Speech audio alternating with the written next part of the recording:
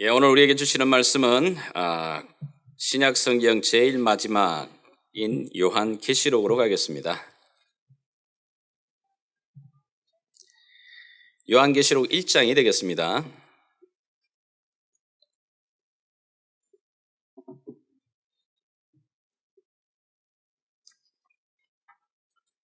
자, 요한계시록 1장 1절에서 3절까지 제가 가진 성경으로는 399페이지쯤에 있는데요. 자, 같이 한번 합독하겠습니다. 자, 우리 찾은 분들 아멘 하겠습니다. 감사합니다. 여기 한 3분 정도만 찾으셨는데. 자, 다 찾으십시오. 10초 시간 더 드리겠습니다. 계시록이 어디 있는지 모르시는 분 없죠? 자, 제일 마지막으로 하시면 되고요. 자, 계시록 1장, 자, 1절부터 같이 읽습니다. 예수 그리스도의 계시라. 이는 하나님이 그에게 주사 반드시 속히 일어날 일들을 그 종들에게 보이시려고 그의 천사를 그 종 요한에게 보내어 알게 하신 것이라. 요한은 하나님의 말씀과 예수 그리스도의 증거 곧 자기가 본 것을 다 증언하였느니라. 이 예언의 말씀을 읽는 자와 듣는 자와 그 가운데 기록한 것을 지키는 자는 복이 있나니 때가 가까움이라. 아멘. 우리 2020년 교회 함께 붙들 말씀이 말씀과 기도로 거룩하여 짐이라. 정말 이 한 해 동안 제가 담임 목사로서의 소망과 기대와 소원은 저와 여러분들이 말씀과 함께 엠마오로 내려가던 그 두 제자에게 말씀을 가르칠 때 가슴이 뜨거워지고 다시 사명이 뜨거워지고 그들의 인생에 닫혔던 눈들이 열렸던 것처럼 그런 은혜가 새로워지기를 다시 한번 주 예수의 이름으로 간절히 축복합니다. 아멘. 우리 모든 생명체 자라야 됩니다. 자라지 않으면 모든 생명체는 자라야 되는데 자라지 않는 순간부터는 퇴영하게 됩니다. 사람도 마찬가지입니다. 사람도 자라야 됩니다. 근데 어떤 순간부터 이제 퇴영으로 들어가죠? 왜죠? 더 이상 자람이 멈췄기 때문입니다.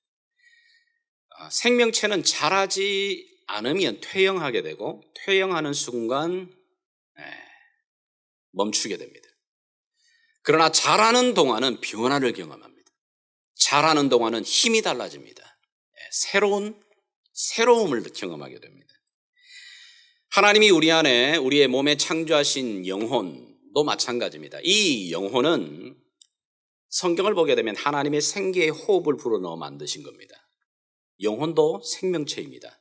우리 눈에 보이지 않지만 그것이 그냥 관념이나 아이디어가 아닙니다. 성경은 분명히 말합니다. 하나님의 입김을 불어넣어 우리 이 육체 흙덩어리 안에 생기로 생영, 영을 창조하셨습니다.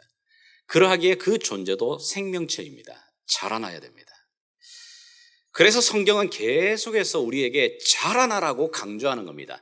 육체로 자라나라는 게 아닙니다. 육체로 키가 커야 된다는 말이 아니고 너희가 갓난아이와 같이 순전하고 신령한 젖을 사모해야 된다고 말하죠. 그래서 그로 말미암아 그 젖을 먹고 아이가 자라는 것처럼 너희도 자라가야 된다고 말하고 있는 겁니다. 뿐만 아닙니다. 주 예수 은혜와 그를 아는 지식에서 경험에서 믿음에서 자라가야 된다. 그런데 문제가 있습니다. 우리 육체가 변화가 되는 거, 몸무게가 변화가 되는 거야 저울에 올라가면 알잖아요. 아침마다 여러분 저런 경험 많이 하지 않습니까? 이랬던가 벌써 이렇게 새해에 결심했는데. 키도 마찬가지죠. 어떻게 확인하냐면 그냥 키 재면 됩니다. 메저를 해주면 되죠. 쉬워요. 그런데 우리의 영혼은 눈에 보이지 않는다는 거잖아요. 우리의 손으로 잡혀지는 그런 게 아니기 때문에. 그런데 눈에 보이지 아니하는 그 영혼이 자란다, 영혼이 성장한다는 것을 어떻게 측정할 수 있을까? 이게 사실은 많은 믿는 사람들에게 있어서의 고민이기도 합니다. 여러분들은 영혼의 성장과 내 영혼이 또 저 사람의 영혼이 성장하고 자라고 있다는 것을 어떻게 측정하죠? 이 고민을 가지고서 오랫동안 또 조사를 하고 만들었던 책이 하나가 바로 이 Move라고 하는 책입니다. 제가 한번 소개를 시켜드렸는데 다시 한번 이 책을 읽으면서 제 마음 가운데 도전이 됐던 것들을 다시 한번 좀 정리합니다. 이 책은 이 미국의 교회입니다. 미국의 교회에 1,500개가 넘는 교회들을 일일이 방문하면서 설문조사를 합니다.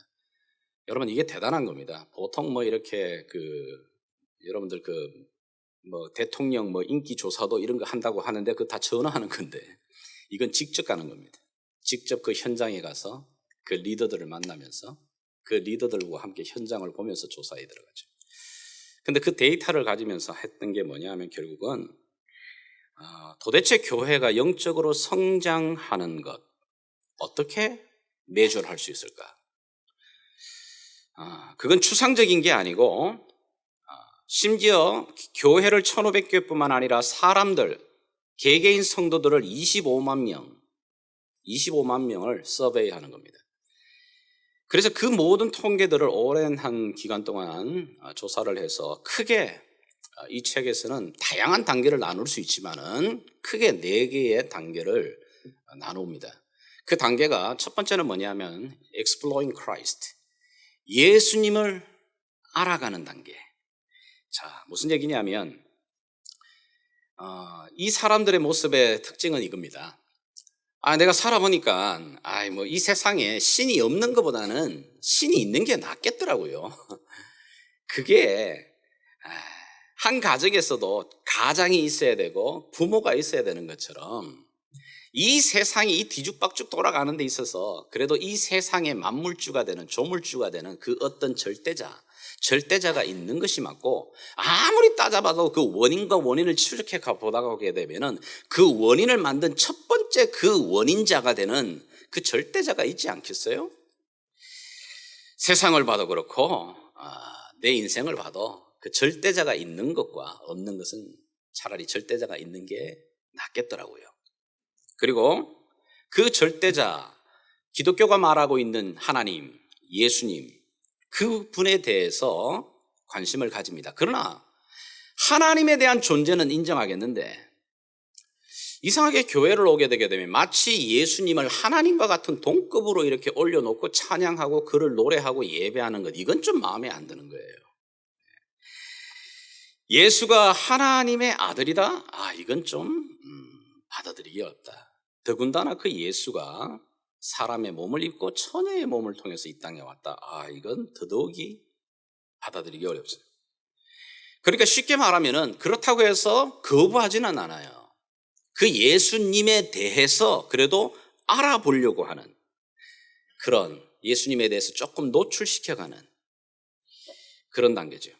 그러나 그 예수님하고 나와는 전혀 상관은 없습니다. 그 예수님에다가 나의 예수님이다, my Jesus라는 단어를 아직 붙이지는 못합니다. 이게 바로 이제 예수님을 아는 단계, 알아가는 단계. 두 번째는 뭐냐면 교회 안의 모습입니다. 교회 밖이 아니라 교회 안에도 예수님 이제 안에서 자라는 단계가 있더라는 겁니다. 이 단계는 이제 점점 성경이 좀 궁금해지기 시작하고 그리고 성경의 말씀을 좀 배우려고 하는 단계로 들어오는 단계입니다. 그러면서 성경을 가만히 이제 봤더니 옛날에는 이 성경이 그냥 고대 문서고 옛날 문서라고만 생각했는데 가만히 보니까 이 내용 속에 오늘 나에게도 비춰지는 교훈이 되는 말씀들이 너무너무 많다는 걸 발견해 가기 시작하는 거예요. 그리고는 점점 이 성경이 말하고 있는 예수님, 성경이 말하고 있는 그분에 대해서 알아갑니다. 그리고는 때가 되면 그 예수님 앞에다가 소유격을 붙이기 시작합니다. 이분이 나의 예수님인가? 나의 목자. 이 마이라고 하는 이 소유격을 서서히 붙여가는 단계입니다. 예수님에 대한 지식도 점점 자라가기도 시작하고 믿음도 자라가기 시작합니다. 왜냐하면 이 믿음에 대해서 점점 많이 들었기 때문입니다. 성경은 말하기를 믿음은 들음에서 난다고 말하죠. 많이 듣고 다시 한번 그런 모임에 들어가면서 이 예수님이 나의 예수님이 되었으면 좋겠다. 때로는 나의 예수님이라고 고백해 나가는 이제 그 단계. 세 번째 단계는 그러나 이 두 번째 단계 예수님에 대해서 My Jesus라고는 말을 하지만 그분하고 친밀하진 않아요. 인티머시 하진 않는 겁니다. 자, 친밀한 단계로 넘어가는데 세 번째 단계는 뭐냐면 예수님은 단지 교회 안에만 계시는 분이 아님을 알게 되는 겁니다. 예수님 그분은 내 모든 삶에 함께 동행하시는, 나와 함께 하시는 분. 그 친밀함을 내 삶에서 느껴가기 시작하는 겁니다. 경험하기 시작하는 겁니다. 내 삶의 구석구석에 마땅히 그분이 내 삶에 도움이 되시고 나의 인도자가 되어주시고 공급자가 되어주시는 것. 아, 이게 우연히 일어난 게 아닌 거구나. 그냥 이게 해퍼닝이 아닌 거구나. 이게 바로 나의 예수님께서 그때 공급해 주신 거였구나. 나를 치료해 주셨던 거구나. 나를 이렇게 인도해 주셨던 거구나. 저 사람을 통해, 환경을 통해 이렇게 예수님이 내 인생을 핸들링하고 계시는 거구나. 그분과 점점 친밀해져 가기 시작하는 겁니다. 그러나 친밀하다고 해서 마음을 이렇게 이해한다고 해가지고 아직까지 결혼 단계는 아닙니다. 무슨 얘기냐면 사랑하는 사람들끼리 서로 연인의 관계가 좀 더 깊어지면서 시간이 갈수록 친밀해지죠. 마음도 터놓고 속 깊은 얘기도 하지만, 그러나 친밀하지만 그것을 커플이라고 말하지 그것을 부부라고 말하지는 않습니다. 왜죠? 부부라는 것은 친밀하고는 감각은 또 다른 겁니다. 부부의 관계로 들어가려면 반드시 내 삶을 그 사람에게 커미트를 하는 것, 내 삶을 그 사람에게 넘겨주는 결단과 헌신이 필요하죠. 마지막 이 단계 예수님이 중심이 되는 크라이스트 센터가 되는 이 삶의 라이프는 뭐냐면 이제는 내 삶의 인생의 핸들을 그분에게, 그분이 맞다고, 나의 주인이 맞다고 그분에게 드리는 단계입니다.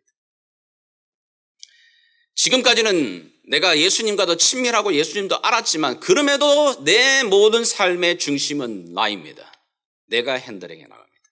그분은 단지 나의 도우미로, 나의 공급자로, 나에게 역할과 인도해 주시는 분, 그 정도면 좋게요. 그러나 이제는 내가 잡았던 그 핸들을 예수님 당신이 나의 주인이십니다. 주님의 주재권, 로드십을 인정하죠. 주님이 당신이 나의 왕이십니다. 그것을 인정하고 내 모든 인생의 핸들을 그분에게 맡기는 것.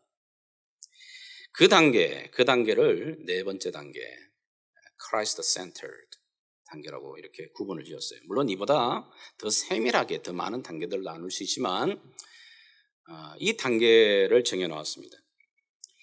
자, 여러분들, 여기 앉아 계신 여러분은 지금 어느 단계에 와 있는 것 같습니까?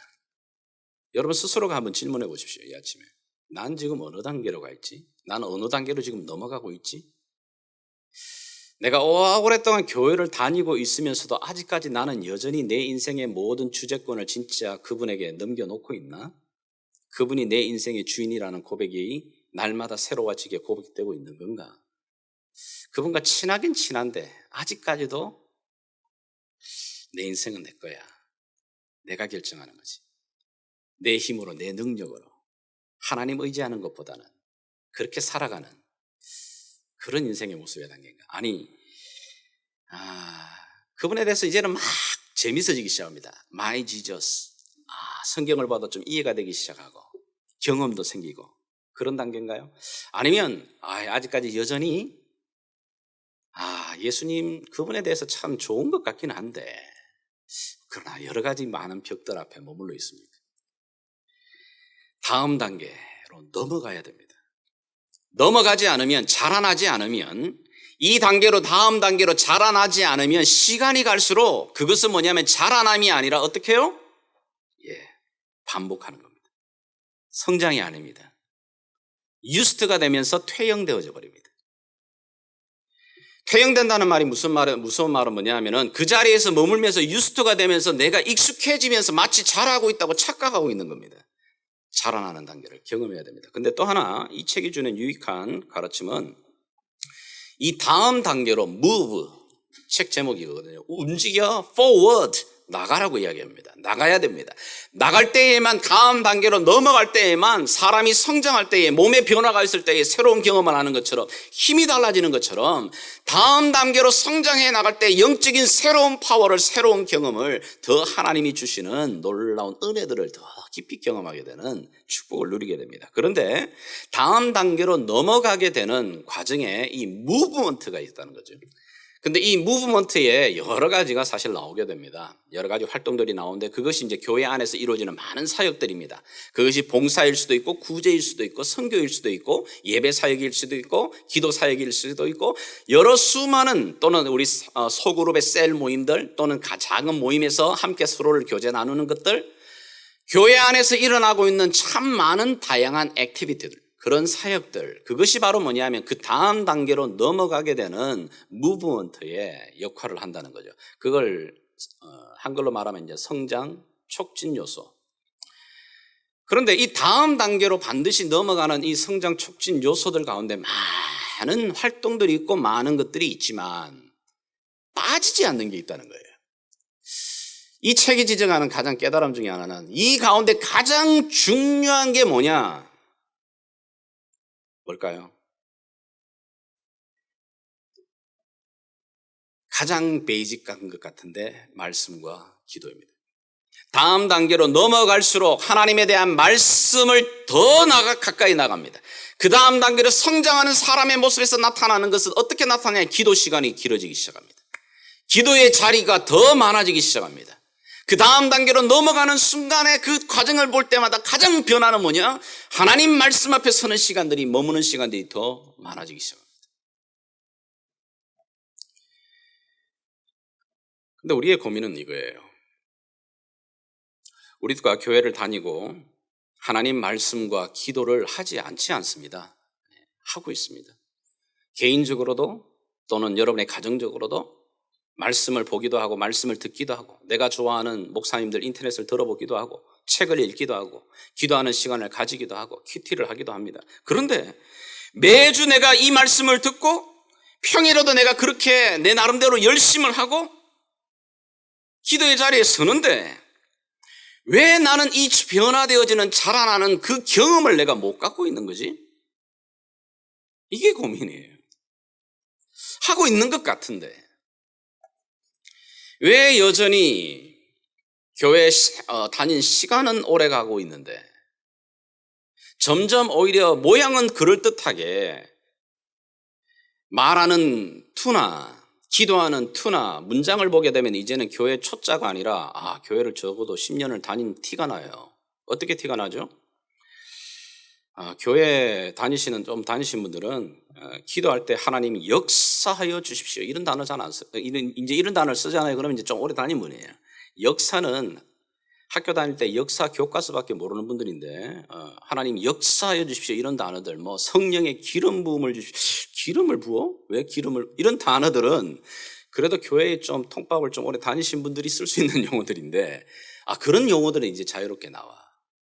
그렇지만 여전히 성인아이의 모습처럼 조그만한 어려움만 와도 바들바들거리고 조금만 내가 손해되어도 감수하기 싫어하고 조금만 유혹이 와도 쉽게 넘어지고 아직도 내 삶을 보면 내 중심입니다. 왜 이런 변화가 이렇게 더딜까? 저를 봐도 그렇고 교회를 바라봐도 왜 이럴까?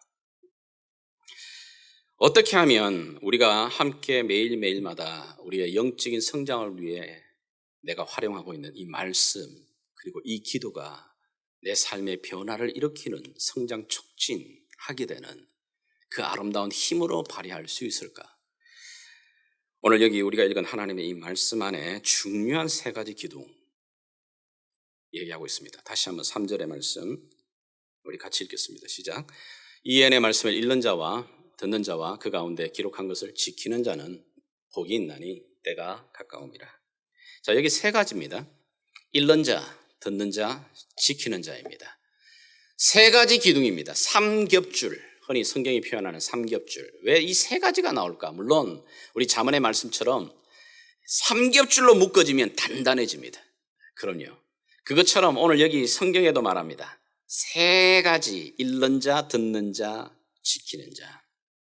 첫 번째는 성경이 우리에게, 하나님이 우리에게 도전하는 것은 뭐냐면, 너희가 읽고 있는 말씀, 기도하는 시간들이 정말 너희의 삶 안에서 더 깊이 성장을 촉진하고 변화를 경험하기 쉽기를 원하느냐? 그렇다면 더 읽는 자의 자리에 서라고 말하고 있는 겁니다. 여러분들이 성경을 어떻게 읽으시든지 괜찮아요. 맥체인 성경의 방법을 읽든지, 아니면 여러분들이 큐티책을 따라서 성경을 읽어 나가시든지, 아니면 하루에 5장, 3장씩 이렇게 읽어 나가시든지, 정 안 되면 여러분 혼자 읽기가 어려우면 2월 달부터 시작하는 성경 통독에 들어와서 거기에 팔로우를 해 나가시든지, 어쨌든 부지런히 중요한 것은 뭐냐 하면은 읽어 나가야 되는 겁니다. 읽으면서 뭐냐 하면 중요한 게 있습니다.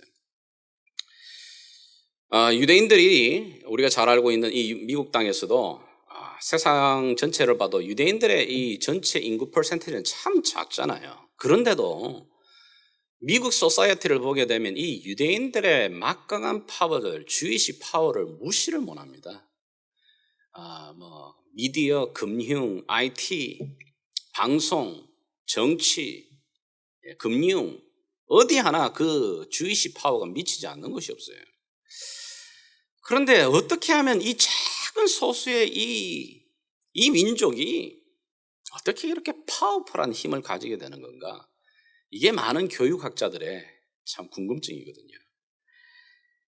그 가운데 이제 우리 한국의 이제 현영수 교수라고 하는 분이 참 이 궁금증 갖고, 이것도 뭐 교육학 박사시지만 좀 조사를 하기 위해서 유대인 가정, 유대인 공동체에 이제 들어가서 이제 몇 년을 같이 생활하면서 그분이 이제 쓰신 책들이 많습니다. 그 책들에 나오는 몇 가지들이 여러분이 이미 아시는 분도 계시겠지만 소개를 좀 하면, 그 가정 안에 들어가든지 그 공동체 안에, 거기도 이제 시나고게 회당에서 항상 함께 모여서 이렇게 그들이 신앙 공동체를 이루어 나가게 되는데, 말씀을 가르치는데 우리와 좀 다른 특징을 그가 발견합니다. 그들은 가만히 보면 아이들을 이렇게 우리처럼 이렇게 특별 과외를 시키기 위해 선생을 막 갖다 붙이는 것도 아니에요. 그렇다고 해서 완전 스파르타식으로 하루에 10시간씩 막 자리에 앉아가 막 때려가면서 막 이렇게 그렇게 시키는 것도 아니에요. 어떻게 하냐면 그룹으로, 혼자 하게 하지 않습니다. 시나고게에서는 반드시 그룹으로, 그리고 가정에서는 가정의 그룹으로. 그 그룹에서 계속해서 뭐냐면은 그들의 가르침 중에 중요한 탈무드 또는 미드라시, 이제 우리가 말하고 있는 모세오경들, 자, 이거를 계속해서 읽히는 겁니다. 이것은 사실은 뭐냐면 하나님이 신명기 6장 4절에서 9절까지 명령하신 이 명령을 그들이 계속 지키는 겁니다. 이스라엘아, 쉐마 이스라엘, 들어야 된다, 지켜야 된다. 듣는다는 말은 단지 듣는다는 게 아니고, 너는 마음을 다하고 뜻을 다하고 힘을 다하여 내 하나님 여호와를 사랑해라. 오늘 내가 내게 명령하는 이 말씀을 너는 마음에 새기고, 첫 번째 여기에요. 이 말씀을 듣는 부모인 너, 리더인 너부터 이 말씀을 너의 마음에 새기고, 그리고 난 다음에 어떻게 해요? 내 자녀들에게 부지런히 가르치며 집에 앉았을 때든지 길에 갈 때든지 누워있을 때든지 일어날 때든지 이 말씀을 강론할 것이며, 너는 또 그것을 내 손목에 매어 기호를 삼으며 네 미간에 붙여 표를 삼고 또 내 집 문설주와 바깥문에 기록할지니라. 이 말은 무슨 말이냐면, 네가 어디에 있든지 어느 시간이든지 기회가 주어지는 자리, 그 어떤 상황 속에서도 이 말씀 가르치는 걸 멈추지 말라고 이야기하는 거예요. 그래서 특징이 뭐냐면, 가정에서도 그들이 이제 안식일이 되게 되면 그들이 함께 모여 식탁하고 나면서 읽는 게 뭐냐면, 이게 미드라시하고 탈무드와 이 모세오경을 읽는 거예요. 공동체 회당에서도 읽는 거예요. 근데 읽는데 특징이 뭐냐, 가정에서는 성경을 읽어나가는 그 리더가 누구냐면 아버지가 리더가 되는 겁니다. 그리고 엄마는 뭐하지? 엄마는 그 말씀을 읽는 동안 열심히 그 아이들을 위해서 맛있는 음식과 간식을 준비해요. 저희 집도 비슷하지만 대부분의 우리 한국 분들의 가정에서는 누가 말씀과 막 채찍질하면서 나가죠? 엄마입니다. 그리고 아빠는 뭐하지? 아빠는 뭐 할까요? 인터넷 보고 있든지 옆에서 이제 지켜보면서 열심히 하고 있어, 잘하고 있네 이렇게 한번 이야기를 하지만 동참은 별로 안 하죠. 엄마가 닥달하죠. 근데 이 가정의 중심은 뭐냐면은 첫 번째 그 리더를 아빠가 하는 겁니다. 아버지가 하는 겁니다. 이런 가르침의 중심이 그 안에 좀 특징적인 모습이 나타나죠. 이렇게 말씀을 가르쳤던 그것이 어린 아이들을 어려서부터 그것이 떠나지지 않습니다. 습관이 됩니다. 책 읽는 거요? 자연스럽게 몸에 배입니다. 우리 아이들 점점 처음에 어릴 때는 여러분 좀 책을 읽다가 그 아이들 손에 스마트폰이 주어지는 순간부터 여러분 책 읽는 거 보셨어요? 안 읽습니다. 책을 읽는다는 말은 뭐냐면은 메디테이트 할 수 있는 거거든요. 이미지네이션을 하는 걸 멈춰버리는 겁니다. 그런데 이게 뭐냐면 읽어나가면서 계속해서 그 훈련이 몸에 딱 배이니까 나이가 들어서 책을 손에 놓지 않는 겁니다. 계속해서 이 책을 읽어나가는 자리에 습관이 몸에 딱 들어가기 시작합니다. 그리고 토론하는 겁니다. 소그룹으로 모여서. 토론하면서 뭐죠? 말하는 기술도 듣는 기술도 배우기 시작합니다. 참 어떤 면에서는 너무나도 우리가 잘 아는 내용인데 우리가 안 하고 있는 것뿐이죠. 올 2022년에 우리도 조그마한 흉내를 내봅니다. 우리가 여러분들이 각 셀 그룹마다 또는 큐티 그룹도 있기도 하고 여러 그룹들이 있지만은 성경 통독이라고 하는 또 조그마한 소그룹들을 만들어서 교회 안에 그동안 잘 셀 외에서 만나지 못했던 분들, 이런 분들이 함께 만나서 말씀 안에서 계속해서 서로를 이렇게 격려하면서 나누어지는 시간들을 좀 가르치려고 합니다. 그러면 성경을 그렇게 읽어나가면 변화가 있냐? 그렇지는 않아요. 성경을 무조건 읽어나간다고 변화가 일어나느냐? 그렇지 않습니다. 어떻게 그 성경이 진짜 내 삶에서 변화와 경험과 성장의 촉진이 되어지기를 원한다면 성경을 읽기만 해서는 안 되고 그 성경을 읽기만 하게 되면 소위 말하는 이 라마야 불교인들이 말하는 이 만이차 돌리는 것하고 비슷한 겁니다. 통 한 바퀴씩 돌리면서 내가 한 권 읽었지, 한 장 읽었지. 장수 여러 번 몇 장을 더 많이 읽었느냐, 몇 번을 더 읽었느냐, 그거와 상관없습니다. 어떻게 해요? 변화를 원한다면 묵상입니다. 이게 붙여 들어가지 않으면 그 말씀이 내 안에 들어와 내 삶을 녹여내고 내 삶에 움직임을 줄 수 있는 그 시간이 필요합니다. 그것이 바로 성경이 강조하고 있는 묵상입니다. 묵상할 때 성경은 비로소 그 안에 그 말씀에 살아있는 말씀이 내 안에 들어와 꿈틀거리며 변화를 만들어내는 능력이 되어지게 됩니다. 우리가 잘 아는 대로 시편 1편의 말씀을 뭐라고 말하죠? 복 있는 사람은 이라고 말합니다. 그러면서 악인의 길을 꽂지 아니하고 죄인의 길에 서지 아니하며 오만한 자의 자리에 앉지 아니하고 오직 여호와의 율법을 즐거워하여 주의하러 day and night 그 말씀을 묵상하는 자다. meditate. 이 묵상이 뭐죠? 성경이 여기서 말하는 묵상은 가부좌 털면서 여러분 손바닥 이렇게 내면서 이렇게 정신을 모으는 걸 묵상이라 말하지 않습니다. 그건 쉽게 말하면 다른 종교에서 말하는 묵상이고 성경이 말하고 있는 이 묵상이라는 말의 이 뜻은 입술로 계속해서 엎조리는 겁니다. 계속해서 내 입술로 엎조리면서 뭘 하는 거죠? 되새김하는 겁니다. 되새김하면서요, 그 말씀이 내 안에 채워지도록 만드는 과정입니다. 그러니까 성경을 읽을 때 여러분 그냥 눈으로 읽지 마시고 성경은 진짜 소리내어 읽는 책입니다. 계속해서 소리내어서 내 입술로 소리내고 내가 뱉었던 소리가 내 귀에 들어와서 내 머리를 울리고 내 가슴을 울리도록 그렇게 읽어나가시는 겁니다. 그 읽어나가시는 가운데 내 눈이, 내 가슴이 만약에 읽어나가는 가운데 어떤 한 문장이, 한 단어가 내 눈에 들어오기 시작하면 거기 멈추는 겁니다. 그러면서 그 자리가 내게 주시는 말씀으로 메디테이트 들어가야 되는 자리예요. 아니면 다 읽고 난 다음에라도. 여러분 성경에 또 다른 시편을 보시게 되면 잘 아는 재미난 단어가 하나 있어요. 우리가 놓치는 단어인데 시편을 읽어나가다 보면 한 번씩 뭐냐면 갈로를 쳐놓고 셀라 이런 단어가 나옵니다. 이게 뭐지? 셀라. 무슨 뜻일까요? 멈춰라. 멈추라는 신호입니다. 악기도 여러분 악보를 보시게 되게 되면 악보가 막 이렇게 콩나물 이렇게 그려져 있습니다. 콩나물이 여러분 쉼표도 없이 계속 그려지면 어떻게 되는지 아십니까? 노래 부르는 사람 죽습니다. 예, 악기 부르는 사람 심장 파열됩니다. 반드시 거기는 중간중간마다 8분 쉼표, 4분 쉼표, 때로는 어떻게 해요? 길게 쉼표가 나옵니다. 쉼표 때는 어떻게 해요? 멈춰야 됩니다. 호흡을 가다듬고 다음을 위해 준비하는 겁니다. 여기 성경을 읽다가 셀라가 나오게 되게 되면 오케이 계속 읽지 말고 멈춰. 그리고 지금 너 앞에 읽었던 내용을 다시 되새김해봐. 그 말씀 가운데 지금 너가 묵상해야 되는 시간이야. 멈추세요. 우리가 강제적으로 그렇게 적어놓고 있는 겁니다. 근데 이것은 유대인들은 이것이 훈련이 되어져 가는데 우리들은 무조건 많이 읽겠다고 자꾸 이렇게 많이 읽어 나가시는 것 거기다 목숨 걸지 마시고 통독도 읽어 나가지만 멈추는 겁니다. 오늘 내가 읽었던 말씀 중에 또는 지금 읽고 있는 말씀 중에 특별히 내 안에 하나님께서 내 눈을 크게 여시든지 내 가슴에 크게 다가오는 말씀이 있으면 멈추시는 겁니다. 그 멈춤 안에서 그 말씀을 붙들고 그 말씀을 나의 기도 제목으로 오늘 내게 주시는 말씀으로 그리고 궁금하다면 왜 이 말씀이 나오지? 왜 이 단어를 쓰지? 좀 더 깊이 파고 들어가는 겁니다.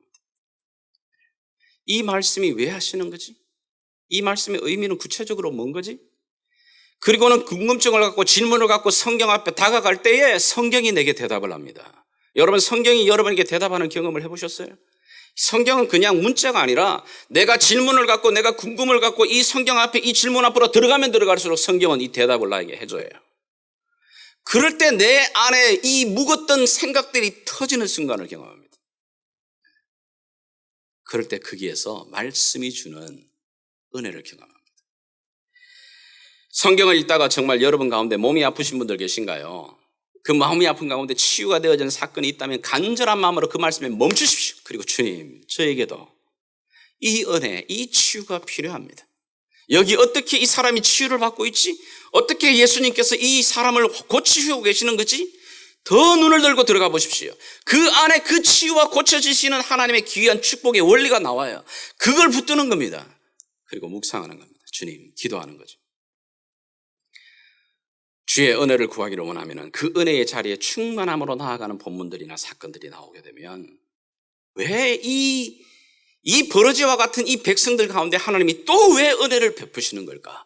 이들이 왜 하나님의 은혜를 누리며 살아가는 걸까? 그 하나님의 그 중심의 마음이 뭔지를 보려고 묵상하며 들어가게 될 때 내게도 그 은혜를 주실 수 있는 통로가 보이기 시작합니다. 어떤 때는 물론 매 성경을 통독하거나 읽을 때마다 이런 경험하지 않습니다. 저도 마찬가지입니다. 성경을 읽을 때 여러분 목사라고 해서 읽을 때마다 막 불이 번쩍번쩍 튀고 막 가슴이 뜨거워지고 뭐 그런 경험이 있을 거라고 생각하시는 분들이 많은데 안 그렇습니다. 저도 1년에 한 몇 차례. 근데 그 몇 차례가 사람을 뒤집어요. 그런데 때로는 그게 잠복 기간이 있습니다. 그냥 말씀을 저장해 놓는 거죠. 그런데 그 저장해 놨던 말씀이 어떤 때는 수요일 날, 어떤 때는 토요일 날, 어떤 때는 주일 날, 어떤 때는 저 사람을 만났을 때, 어떤 때는 이 사람을 만났을 때 그 사람들의 이야기를 듣는 가운데 그 말씀이 짝을 찾아 클릭이 되어질 때가 있습니다. 그 잠복 기간이 있다가 어느 순간 그것이 나타날 때 여러분 성경을 읽는 자리에 더 많이 읽는 자리에 서셔야 됩니다. 이런 경험을 하려면 첫 번째 어떻게 해요? 읽는 자리에 서셔야지. 성경도 읽지 않는데 그런 은혜를 경험하기를 원한다는 건 참 도둑놈 심보인 거고요. 읽으셔야 됩니다. 읽는 자리에 어떤 방법이든 서셔서 말씀 묵상과 함께. 두 번째 성경이 우리에게 가르치는 또 하나의 귀한 은혜는 넘어가죠. 듣는 자리입니다. 오늘 여기 본문에도 보게 되면 이 예언의 말씀을 읽는 자와 듣는 자. 자, 사실은 이 듣는다는 것 어떻게 보게 되게 되면 생각해 보십시오. 어떤 사람이 와서 이 하나님 말씀을 내 귀에다가 읽어주게 되면 내가 듣잖아요. 그러면 내 눈으로 읽는 것과 내 귀로 그 사람이 읽어주는 걸 듣는 것과 뭔 차이가 있겠어요? 여기 성경이 말하는 듣는 자라는 말은 그냥 내가 누군가가 성경을 읽어주는 것을 듣는 것을 말하지 않습니다. 여기에 듣는다라고 말할 때에는 조금 더 구체적으로 성경을 보게 되게 되면 그런 예들이 나타나는데, 사도행전 10장을 보시게 되게 되면 기독교의 역사 가운데 굉장히 중요한 장이 사도행전 10장입니다. 여기에 이제 고넬료의 가정, 이방인 가정에 베드로가 찾아가서 그 안에 이방인들 가운데도 그들이 똑같이 받았던 성령의 충만함이 일어나는 현장들입니다. 자, 근데 44절부터 한번 읽겠습니다. 베드로가 이 말을 할 때에 성령이 말씀 듣는 모든 사람에게 내려오시니 베드로와 함께 온 할례 받은 신자들이 이방인들에게도 성령 부어 주심으로 말미암아 놀라니 이는 방언을 말하며 하나님의 높임을 들음이로라. 이방인입니다. 그런데 말씀을 이제까지 제대로 알지 못하는 자들입니다. 그런데 베드로를 불러라고 해서 불렀고 베드로가 왔습니다. 와서 그들에게 예수 그리스도의 그 복음의 내용을 프리칭하고 있는 겁니다. 해석해주고 있는 겁니다. 이것을 설명해주고 있는 겁니다. 성경 말씀을 그냥 읽고 두루마리를 읽어주는 게 아니고 리딩하는 게 아니라 프리칭하고 있는 겁니다. 그 프리칭할 때 그 말씀을 들을 때 깨달음이 들어와 그 모든 사람들에게 그 말씀이 통로가 되어서 그들이 누리고 경험했던 똑같은 성령의 충만함을 그들이 누리고 있는 겁니다. 말씀을 듣는다라고 말하는 것은 그래서 이 기록된 하나님의 말씀을 잘 해석하는 것, 잘 그것을 풀어주는 것. 여러분들이 쉽게 말하게 되면 주일날 와서 듣는 이 설교가 거기에 해당하죠. 때로는 이 설명에 대해서 잘 서로 풀어나왔던 책도 될 수가 있겠고요. 그것을 듣는 겁니다. 여러분들이 매일매일마다 말씀을 들었습니까? 그 들었던 말씀에 대해서도 다시 한번 점검도 해보셔야 돼요. 진짜 그 말씀이 맞는 건가? 여러분들이 읽는 거에만 집중하시면 안 되는 이유가 여러분들이 정말 성경을 많이 읽으시면 성경을 백독하시면 이단 되실 확률이 더 높아집니다. 이단들 대부분 성경 백독에서 이단됩니다. 읽기만 해서. 읽고 난 다음에 자기 마음대로 짜집게 해버립니다. 이 말씀을 저기다가 저 말씀을 저기다가 자기가 원하는 대로 마음껏 짜집게 해서 성경을 얼마나 많이 하는데요. 무서운 건 뭐냐 하면 이 예언의 말씀에 대한 올바른 기준에 대한 이 해석과 바로침이 없이 그냥 계속해서 읽는다? 자기 아집과 생각 안에 딱 들어가기 좋은 겁니다. 그런 사람들은 남이 아무리 성경에 대한 이 본문을 이야기를 해도 my way 밖에 없습니다. 요 그림밖에 못 봅니다. 여러분들이 또 좋아하시는 만약에 인터넷의 어떤 강의든 말씀에 대한 어떤 그 사이트든 요즘은 하도 홍수라서 여러분들 뉴스도 짜간 뉴스가 많지만 얼마나 많은 짜가가 많아가지고 조심해서 고르셔야 됩니다. 혹 여러분들이 잘 판단이 안 되면 목사님 제가 요즘 이런 사이트 보면서 참 있는데 이런 사이트는 어떤지 한번 좀 확인해 주세요. 그래도 제가 조금은 더 말지 않겠어요? 갖고 와주시면 저도 같이 들어보고 정말 좋네요 집사님. 이건 너무너무 좋아요. 저도 너무너무 도움이 되네요. 적극적으로 권할 수도 있겠고 제가 들어봤을 때 이런 부분을 조금 조심할 필요가 있겠네요. 이분을 제가 조금 이렇게 찾아보니까 이분에 대한 어떤 배경도 좀 이렇습니다. 설명을 드릴 수 있습니다. 만약에 여러분들이 그것 없이 그저 하나에만 듣는 쪽으로만 그것이 또 치우쳐지게 되게 되면 굉장히 조심하면서 들어야 되는 시대가 되어버렸습니다. 성경은 우리에게 말합니다. 너희가 읽기만 할 것이 아니라 그런 것을 들어야 됩니다. 들을 때 이전에 내가 들었던 이 말씀이 어느 순간 구슬이 꿰어지는 것처럼 여러분 그 희열을 아시겠어요? 이 성경 66권 이 두꺼운 말씀인데 이 말씀이 각각의 짝이 찾아가면서 그 말씀의 구약과 신약으로 연결되어지는 하나님의 그 손길들이 잘 해석되어지고 설명되어지는 이 과정을 통해서 내 믿음의 줄기가 확실하게 뿌리 내려지는 그런 은혜를 경험하게 되는 겁니다. 읽는 자와 듣는 자. 마지막 세 번째는 지키는 자입니다. 오늘 본문에도 이 예언의 말씀을 읽는 자와 듣는 자와 그 말씀을 지키는 자가 복이 있다. 여러분이 성경책을 만약에 가지고 계시면 마태복음 5장을 한번 펴보십시오. 마태복음 5장. 마태복음 5장부터 7장까지를 여러분이 한번 펴보시게 되면 여러분이 조금 돈 좀 더 주고 사신 성경책이었다면 아마 성경에 예수님의 말씀을 약간 좀 붉은 글씨나 다른 색깔로 좀 칠해놓은 성경책이 있어요. 그건 그냥 그대로 다 돼 있는데 조금 돈을 더 주신 분들은 근데 5장부터 시작해서 6장, 7장을 계속해서 넘겨가시면 검은 글씨가 아니라 다른 글씨로 다 채워져 있어요. 한 글씨도 없이. 그 말은 무슨 말이죠? 5장부터 6장, 7장까지는 예수님이 직접 말하신 내용, 나레이터가 없이 그게 다 적혀 있는 내용입니다. 그걸 그렇게 해서 예수님의 산에서 가르치신 말씀이라 해서 산상수훈이라고 말하죠. 근데 5장, 6장, 7장에 이어지는 이 예수님의 말씀이 기가 막힌 말씀들, 예수 안 믿는 사람, 다른 종교인들도 즐겨 사용하는 문장들이 정말 많아 있어요. 그런데 이 예수님의 말씀의 마지막 결론이 뭐냐면 7장인 거거든요. 7장에 가서 예수님이 뭐라고 말씀하시느냐. 7장 끝에 가서 이 모든 말씀을 말씀하신 후 24절부터 27절까지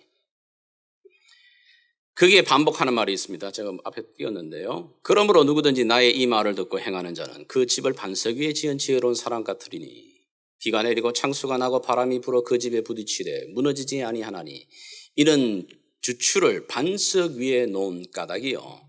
나의 이 말을 듣고 행하지 아니하는 자는 그 집을 모래 위에 지은 어리석은 사람 같으리니 비가 내리고 창수가 나고 바람이 불어 그 집에 부딪힘에 무너져 그 무너짐이 심하리라. 마지막으로 예수님이 결론적으로 똑부러지게 말씀하시는 게 뭐죠? 너 나로부터 이 저자 직강을 듣고 내 이 좋은 말씀을 너가 아무리 들어도 행하지 않으면 뭐라고요? 쉽게 말하면 너 헛수고하는 거야. 너 지금 열심히 반석 위에 세우는 게 아니라 너 모래 위에 세우고 있는 거야. 그러나 행하면 너는 반석 위에 지금 세우고 있는 거야. 그 행함으로 그 반석 위에 세워진 집이 든든하여지고 마지막 때에 아버지 앞에 그 말씀으로 의지하여 세웠던 그것이 너의 상급으로 남게 될 거야. 결국은 뭐냐면 말씀이 내 삶 안에서 들어와서 변화와 생명력을 만들어내는 하나님의 말씀은 살아있어 생기가 있어 좌우의 어떤 날성금보다도 예리하여서 찌르고 쪼개는 수술하는 능력도 치유하는 능력도 있지만 그것이 정말 내 안에서 그것을 경험하기를 원한다면 읽는 자리에서 듣는 자리에 들어와 마지막 단계 행하는 자리, 지키는 자리 그 자리로 들어가기 시작하면 하나님의 말씀을 부딪히기 시작합니다. 그 말씀이 들어와 나를 다시 살려냅니다. 여러분 정말 이 하나님의 말씀은 살아 있습니다. 아멘입니까? 이 말씀이 오늘 우리에게 살리는 말씀입니다. 이 성경 말씀이 정말 오래되어 고대의 책인 것 같지만 이 말씀을 여러분이 펴고 믿음으로 이 말씀 안에 들어가 읽고 듣는 자리에 서서 아멘으로 확답하며 그 말씀 앞에 내 삶을 던져놓고 들어가기 시작하면 이 안에 저로서인 하나님의 입김이 생기가 내 안에 들어와 내 인생을 변화내고 바꿔내는 거예요. 그러하기에 다른 책이 아니라 Holy Bible인 거예요. 바이블이라는 말은 책이에요. 바이블. 근데 다른 책과 다른 이 책은 하나님의 입김이 들어가 있는 성경이라 말하는 거예요. 우리가 믿는 하나님은 어떤 하나님이죠? 성경에 기록한 하나님. 말씀하고 계시는 그 하나님 믿는 거 아닙니까? 여기 성경에 기록하지도 말씀하지 않은 하나님 믿는 하나님, 여러분 가짜 하나님 믿고 있는 거예요. 그 기독교 아닌 겁니다.